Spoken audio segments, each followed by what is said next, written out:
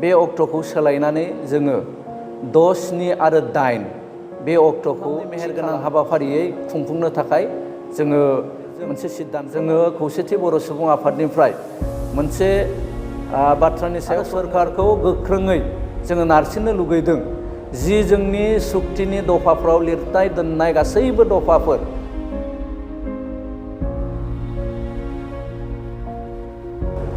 दिनै खौसेथि बर' सुबुं आफादनि मोनसे मावफुं मेल जानानै थाङो। मावफुं मेलाव गाहायै जोङो खौसेथि बर' सुबुं आफादनि जानो गोनां जि 9थि बोसोरारि जथुम्मा बेनि सायाव सावरायनाय जायो। सावरायलायनायनि गेजेरजों जोङो माखासे थिरांथा लादों जे थांनाय जि जथुम्मानि सायाव सावरायलायनानै जों मोनसे दिन थारिख होदोंमोन 7, 8 आरो 9 बे अक्ट'खौ सोलायनानै जोङो 6, 7 आरो 8 बे अक्ट'खौ थि खालामो।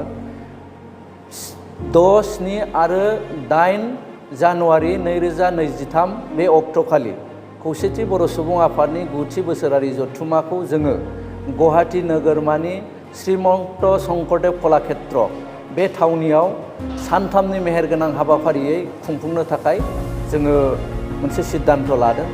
बिनि अनगायैबो आथिखालाव सोलिबाय थानाय माखासे जेंनाफोर बर' हारिनि आरो बर' समाजनि बेफोरनि सायाव जोङो गोथौयै सावरायलायदों।